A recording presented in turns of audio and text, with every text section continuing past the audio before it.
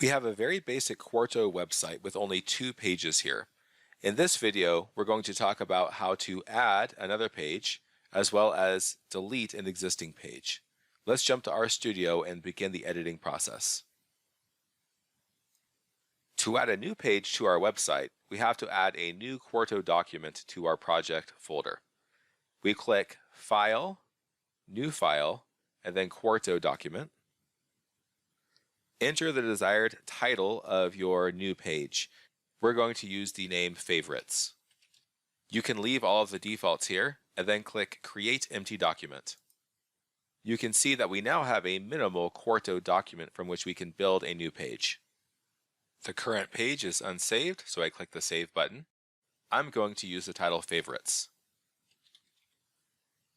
I click Save, and now you can see the favorites.qmd file has been added to the Files pane. At this point, we can add whatever text we want to our new web page.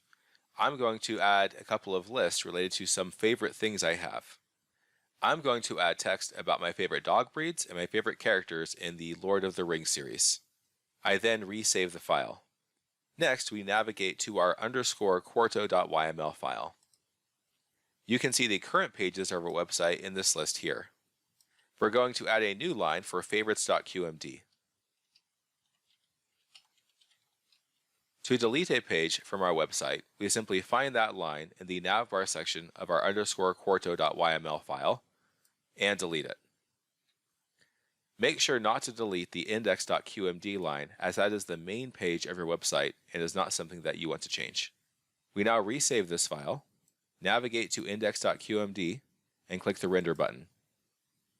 Now that our website has been re-rendered, we now see that we no longer have an About page, but we do have a Favorites page, with the information about our favorite dog breeds and our favorite characters from the Lord of the Rings movies.